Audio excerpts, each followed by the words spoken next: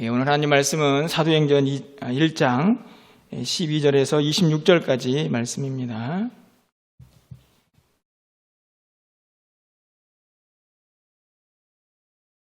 신약성경 188쪽에 있습니다.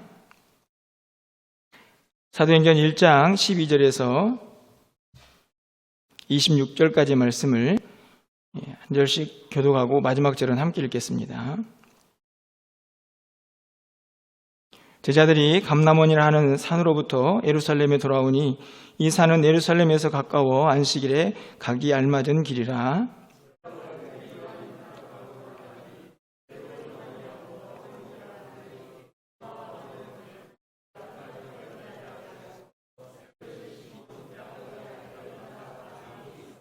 여자들과 예수의 어머니 마리아와 예수의 아우들과 더불어 마음을 같이하여 오로지 기도에 힘쓰더라.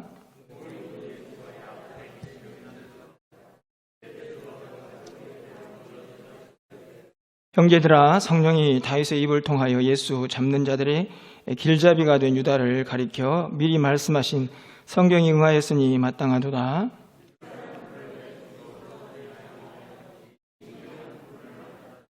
이 사람이 불의의 삭스로 밭을 사고 후에 몸이 곤두박질하여 배가 터져 창자가 다 흘러나온지라.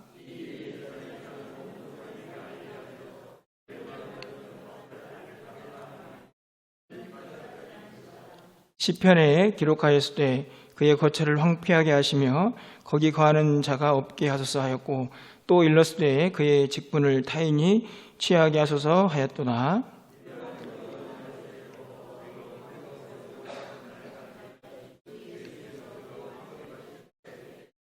항상 우리와 함께 다니던 사람 중에 하나를 세워 우리와 더불어 예수께서 부활하심을 증언할 사람이 되게 하여야 하리라 하거늘.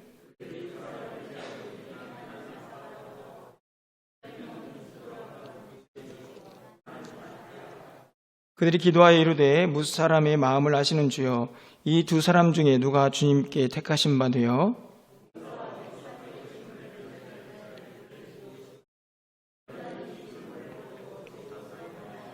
(26절입니다) 제비 뽑아 마띠아를 얻으니 그가 11 사도의 수에 들어가니라. 아멘.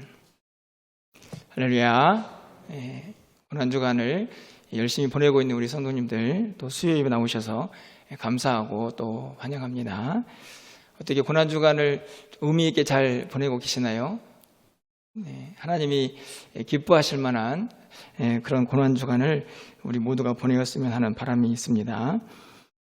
지난주부터 우리가 사도행전을 살펴보고 있습니다. 지난 시간에도 말씀을 나누었고 또 우리가 이미 잘 알고 있는 내용들이지만 오늘 본문을 살펴보기 전에 사도행전 28장 전체를 조금 정리하고 함께 좀 말씀을 살펴보는 것이 유익하겠다라는 생각이 들어서 사도행전 전체를 이해하는 데 도움이 되는 특징 4가지를 먼저 살펴보고 여러분과 함께 말씀을 나누려고 합니다. 우리가 잘 알고 있지만 사도행전은 우리가 알고 있는 것처럼 복음서와는 좀 차이가 있습니다. 그래서 복음서는 예수님의 이야기라고 할 수가 있고요. 그리고 사도행전은 그 복음을 가지고 사도들이 나아가서 교회를 세우는, 우리가 말했던 것처럼 하나님 나라를 확장해가는 그런 구체적인 내용들이 기록되어 있는 성경이라고 말씀을 드릴 수가 있습니다. 이 내용은 크게 여러 가지로 구분이 될 수 있지만 저는 1장 8절을 중심으로 전개가 되고 있다고 생각이 드는데요. 우리가 잘 알고 있는 것처럼 1장 8절은 오직 성령이 너희에게 임하시면 너희가 권능을 받고 예루살렘과 온 유대와 사마리아와 땅끝까지 이르러 내 증인이 되리라 하시니라. 이 8절 말씀을 잘 보시면 영토의 확장이 있는 것을 볼 수가 있습니다. 넓어지는 것이죠. 성령이 너희에게 임하시면 권능을 받고, 여기까지는 이제 2장의 내용이라고 볼 수 있습니다. 그래서 예루살렘, 그리고 유대, 그리고 사마리아, 점점 그 지역이 넓어져 가죠. 그리고 나서는 땅끝까지 증인이 되는 이야기가 사도행전 전체의 이야기입니다. 그래서 세 번째 특징으로 보면 사도행전은 크게 두 부분으로 나눌 수가 있습니다. 앞에 이 8절에 있는 말씀을 중심으로 해서 사마리아까지 말씀이 증거되는 그 내용이 12장까지 기록이 되어 있습니다. 그때의 중심은 역시나 베드로가 중심이 되고 있고요. 13장부터 28장까지는 땅끝 전도의 사명이 바울을 통해서 이방 선교를 중심으로 진행이 되고 있습니다. 지금 고민을 하고 있는 것은 여러분과 함께 28장까지 끝까지 갈 것인가, 아니면 12장까지, 그래서 사마리아까지만 베드로가 전한 그 복음을 중심으로 이야기를 정리하고 나중에 13장부터 다시 볼 것인가 하는 저희가 고민이 좀 있긴 하지만, 어쨌거나 이렇게 크게 두 부분으로 말씀을 나누어서 사도행전 전체를 읽으시면 조금 더 쉽게 이해할 수 있지 않을까, 이런 생각이 듭니다.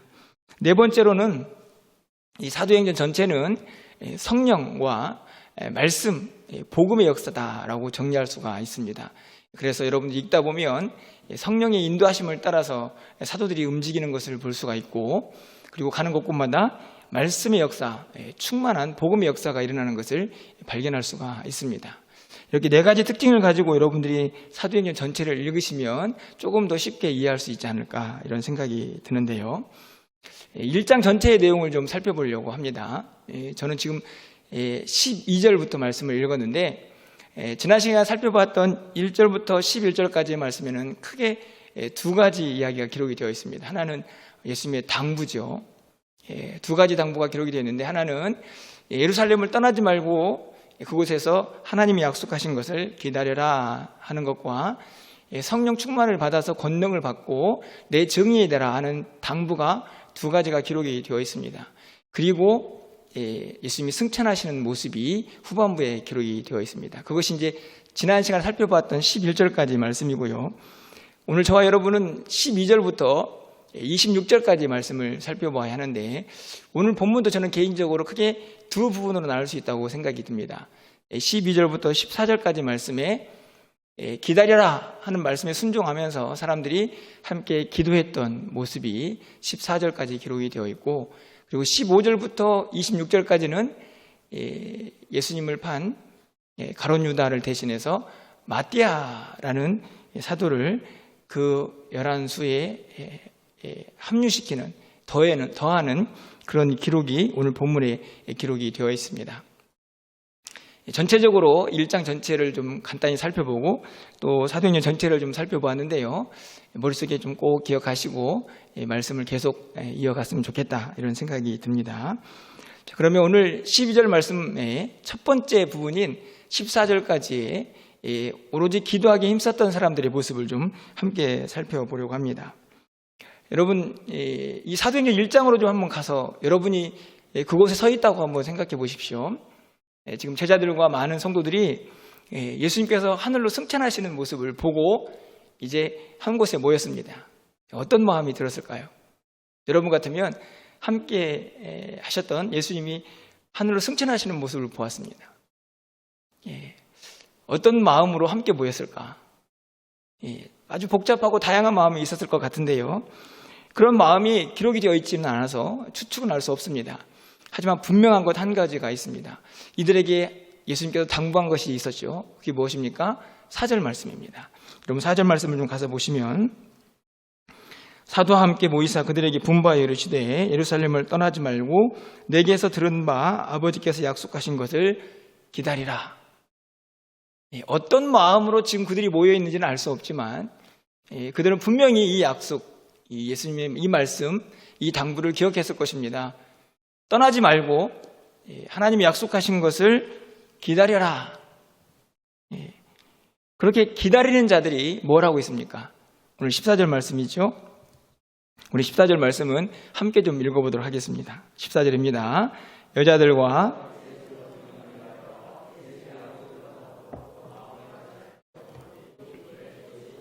아멘. 예수님께서 승천하시기 전에 제자들과 성도들에게 부탁을 했습니다. 절대 예루살렘 떠나지 말고 하나님이 약속하신 것을 기다려라. 기다리는 자들로 그들을 대기시켜 놓으셨습니다. 기다려야 하는데 뭘 하면서 기다릴까요? 요즘 같으면 핸드폰 하면서 이렇게 기다릴 수도 있을 것 같은데 이들은 그렇지 않고 뭘 하고 있습니까? 14절 말씀을 보면 오로지 기도에 힘썼더라. 기도하면서 기다리고 있습니다.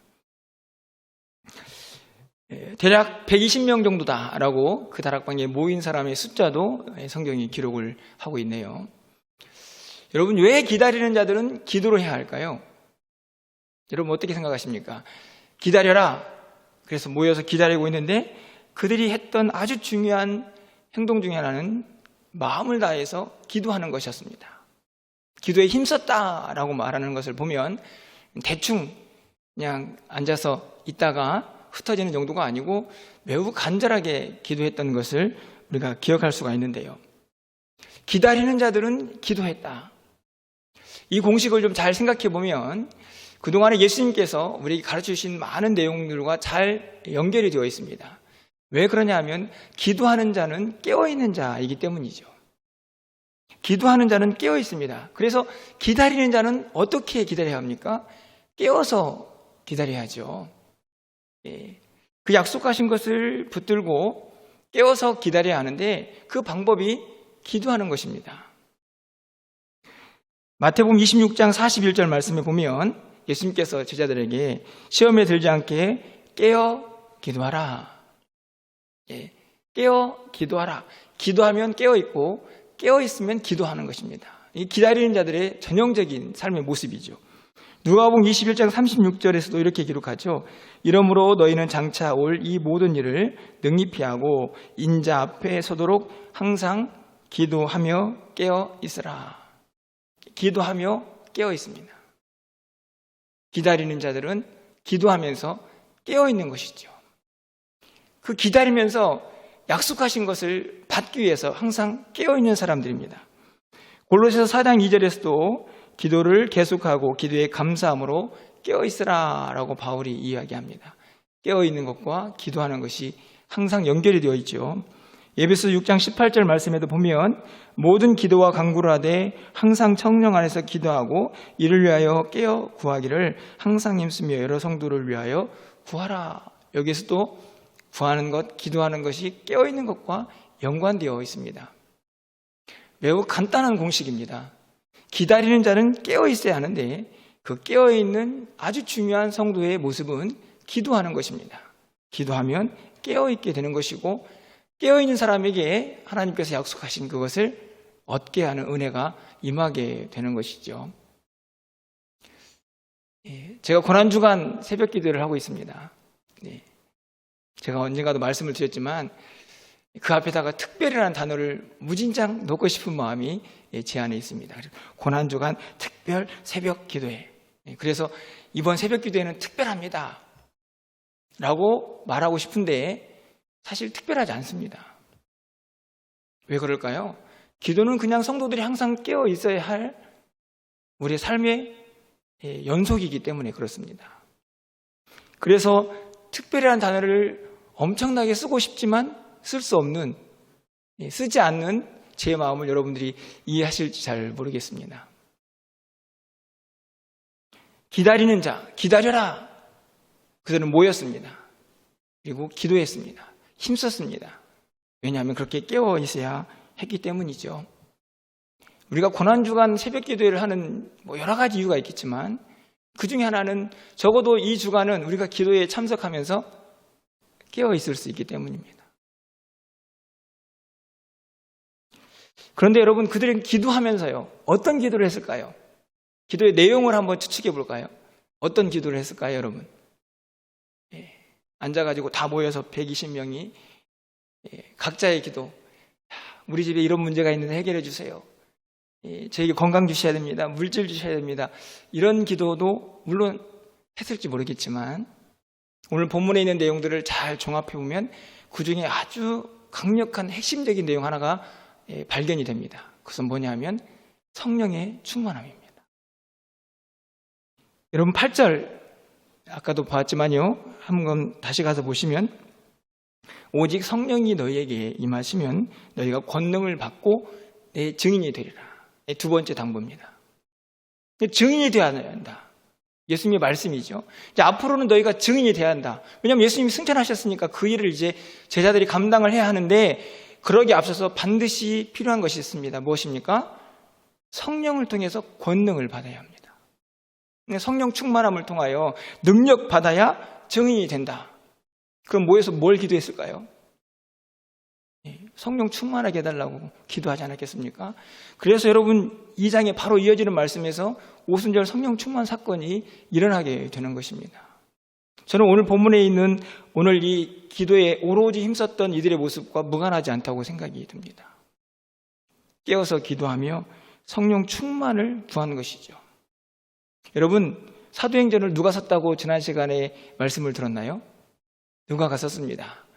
여러분, 누가는 이 성령에 대해서 매우 강력하게 기도와 연결시키는 것을 볼 수 있습니다. 이것은 다른 복음서에서 발견할 수 없는 내용이죠. 누가복음 11장에 가보시면 제자들이 예수님에게 기도를 배웁니다. 그러면서 우리가 잘 알고 있는 것, 구하고 찾고 두드려라 하는 말씀이 11장에 기록이 되어 있죠. 그리고 그 이야기의 끝자락인 13절에서 이렇게 기록하고 있는 것을 볼 수 있습니다. 여러분, 누가복음 11장 13절 말씀을 함께 읽어보도록 하겠습니다. 화면을 보시면서 함께 읽겠습니다. 너희가 악할지라도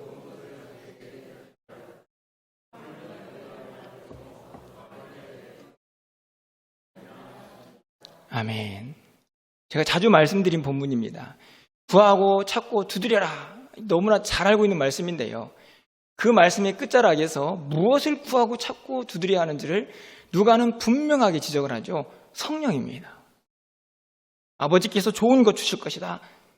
그리고는 바로 그냥 성령님이라고 얘기하죠. 그러니까 성령의 충만함을 구하고 찾고 두드려라라고 이야기할 수 있는 것입니다. 그러니까 오늘 누가가 쓴 이 사도행전도 그들이 모여서 기도하면서 무엇을 구했을지는 아주 쉽게 짐작이 가죠. 바로 성령 충만입니다. 예수님께서 그들에게 당부하셨습니다. 예루살렘을 떠나지 말고 여기서 하나님께서 약속하신 것을 기다려라. 그들이 모여서 기도했습니다. 기다리기 위해서, 깨어있기 위해서, 그리고 성령 충만을 받기 위해서 기도했습니다. 왜냐하면 이제는 권능받아 증인이 되어야 했기 때문입니다. 그것이 오늘 1장에 나와 있는 기도의 역사입니다. 그들이 모여서 기도한 이유이기도 하죠. 여러분, 그런데 오늘 제자들만 깨어있는 자들입니까? 제자들만 기다리는 자들입니까? 그렇지 않죠. 우리 모두도 기다리는 자들 아닙니까? 주님의 약속을 기다립니다. 주님 앞에 갈 그날을 기다리고 또 주님 오실 날도 기다리죠. 우리는 그러면 이 시간들을 어떻게 보내야 할까요? 오늘 이 제자들과 성도들의 모습과 다르지 않습니다. 우리도 모이면 기도하고 그 기도에 힘써야 하고요. 그리고 흩어져서 복음을 증거하기 위해서 그 기도하면서 성령 충만을 구해야 합니다. 주님 성령 충만하게 해주십시오. 그래야 능력받아서 증인될 수 있습니다. 오늘 이 사도행전 1장에 있는 성도들의 모습과 우리의 모습이 다르지 않다는 말씀입니다. 우리도 기다리는 자들이기 때문입니다. 여러분 모두가 이 오늘 1장에 있는 말씀을 통해서 기다리는 자는 어떻게 살아야 할지 오늘 마음속에 좀 분명하게 새겨놓고 이 성전문을 나가시기를 주님의 이름으로 축원합니다. 그렇게 기도하면서 기다렸습니다. 그리고 15절에 나아가서 이제 베드로가 주도가 되어서 이 가룟 유다를 대신해서 한 사람을 세워야 하는 일이 진행이 됩니다. 여러분 4월 7일 날이 무슨 날인가요? 네. 별로 관심이 없으셔서 무슨 날인지 모르시죠? 보궐선거 하는 날입니다. 보궐선거가 뭐 하는 날입니까? 원래 있던 자리에 누가 빠져나가가지고 누군가를 다시 세우는 날이죠.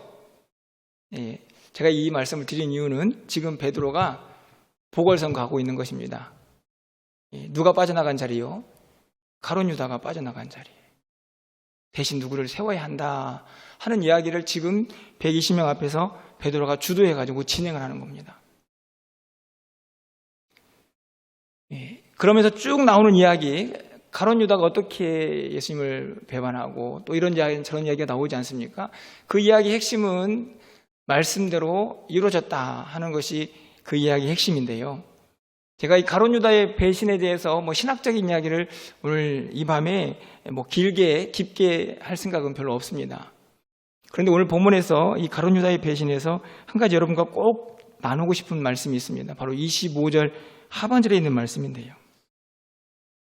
25절 하반절 말씀을 보면 유다는 이 직무를 버리고 제 곳으로 갔나이다. 여러분, 가룟 유다 하면 딱 떠오르는 이미지, 그런 문구가 무엇인가요? 예수님을 판 사람. 맞습니다. 예수님을 판 자죠. 그런데 오늘 이 사도행전에서 이 가룟 유다를 평가할 때에 예수님을 판 사람이라는 것도 평가를 하고 있지만 조금 다른 모습에서 그 이야기를 정리하고 있습니다. 유다는 직무를 버리고 제 곳으로 갔다. 직무를 버리고 떠난 사람. 다시 말하면 사명을 버린 자라고 정리하는 것입니다.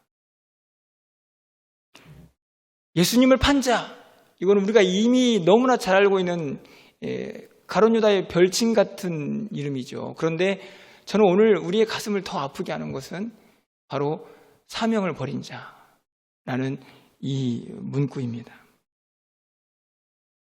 여러분 어떠신가요? 가룟 유다만 사명을 버리고 떠나는 것이라고 저는 생각하지 않습니다. 우리도 언제든지 우리에게 맡겨진 사명을 떠나서 직무를 버릴 수가 있는 존재들이기 때문입니다.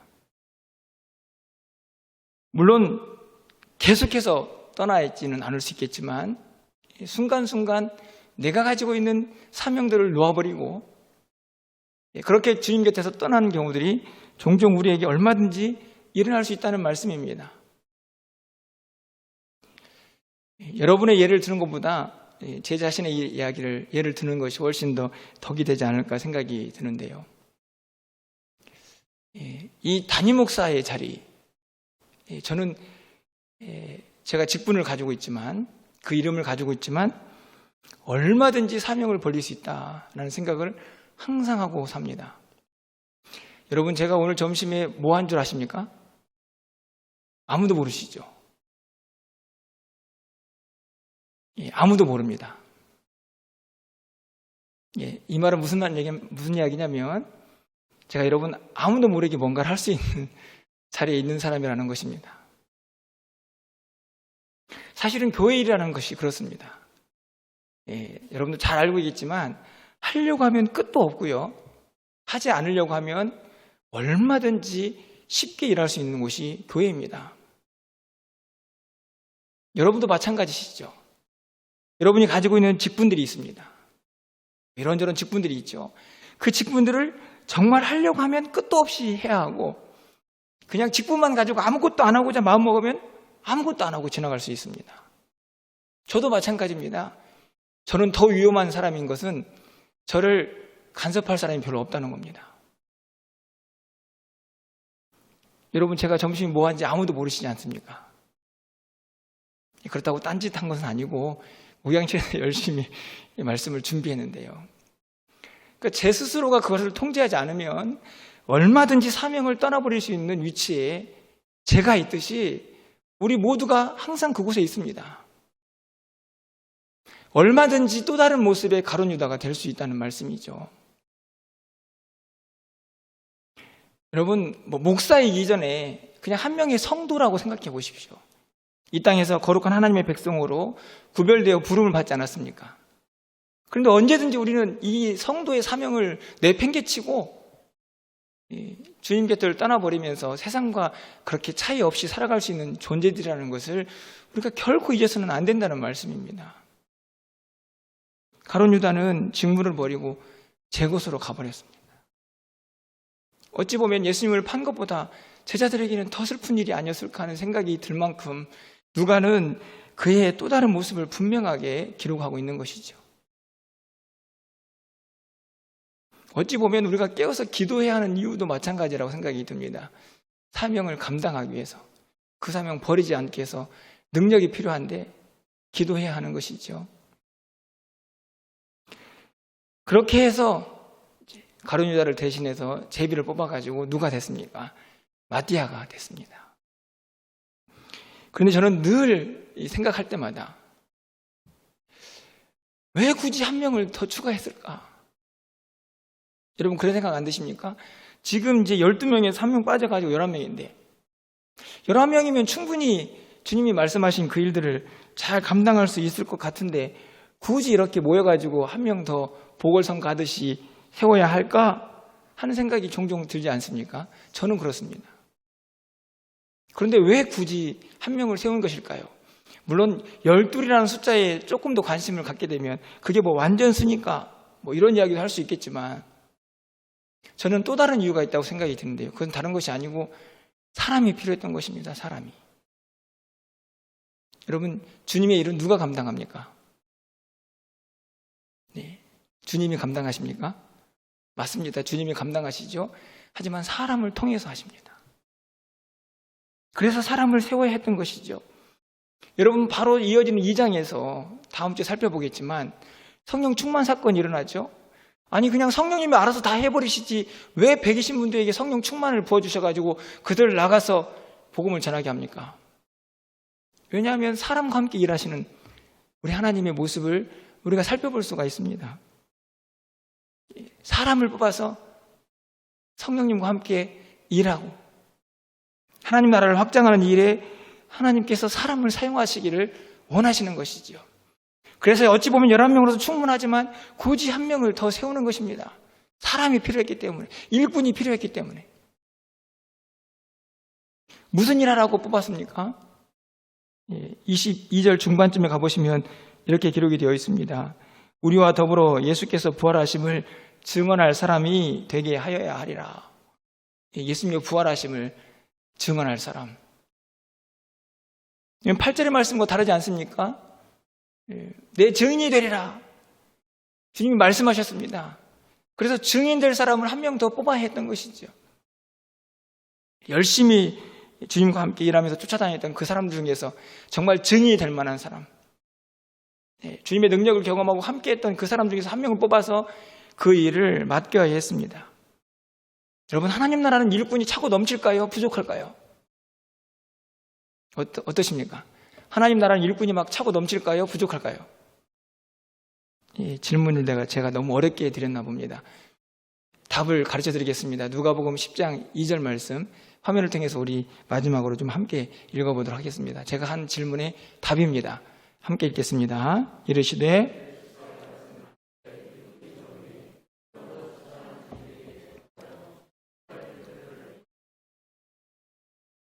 일꾼이 많습니까? 적습니까? 일꾼이 적습니다. 하나님 나라가 그렇게 넓고 큰데 일꾼이 예수 믿는 사람들이 얼마나 많은데 그런데 일꾼이 계속 부족합니다. 제 말이 아니고 주님께서 하신 말씀입니다. 취소할 것은 많은데 일꾼이 부족해. 하나님께 일꾼 보내달라고 해라. 그래서 오늘 일꾼 뽑는 겁니다. 굳이 11명으로 충분하지라고 생각되는 상황이지만 하나님 나라는 일꾼이 부족하기 때문에 착하고 충성된 일꾼, 주님의 마음을 좀 시원케 할 만한 일꾼 뽑는 겁니다. 와서 하나님 나라 확장해 나가고 부활하신 주님의 증인 되게 해달라고 그들을 뽑는 것이죠. 오늘 우리도 마찬가지 아닙니까? 우리 교회는 일꾼이 차고 넘칠까요? 부족할까요? 그냥 저를 웃겠습니다, 제가. 여러분에게 답을 맡기고, 여러분, 하나님 나라의 일꾼이 부족한데, 교회라고 일꾼이 차고 넘치겠습니까? 교회도 항상 일꾼이 부족합니다. 어떻게 해야 할까요? 여러분이 일꾼 되셔야 합니다. 하나님 나라의 일꾼 되셔야 합니다. 교회를 위한 일꾼이 아니고, 하나님 나라의 일꾼입니다. 사실 그건 다르지 않죠. 주님의 몸된 교회니까 교회를 열심히 섬기고 또 세상에 나가서 부활의 증인 되면 그것이 하나님 나라의 일꾼입니다. 오늘도 그 일꾼을 찾으시는 것이죠. 그래서 마띠아를 세워서 그 일꾼 되게 하기를 바라고 계시는 것입니다. 조금 더 구체적인 적용을 좀 해보려고 하는데요. 저희도 사실 그래서 언젠가는 우리 일꾼을 또 뽑아야 하겠다 하는 생각을 개인적으로 가지고 있습니다. 그런데 제가 이 일을 쉽게 하지 못하는 이유가 하나 있습니다. 왜냐하면 저에게는 아주 아픈 실패의 기억이 있기 때문입니다. 일꾼을 뽑는데 자꾸 하나님 나라의 일꾼을 뽑는 게 아니고 인기 투표를 하는 것 같은 느낌이 드는 제 마음의 두려움이 있습니다. 저희 교회만 이야기가 아니고요. 사실 주변에 있는 많은 교회들이 지금 그런 실정에 놓여 있습니다.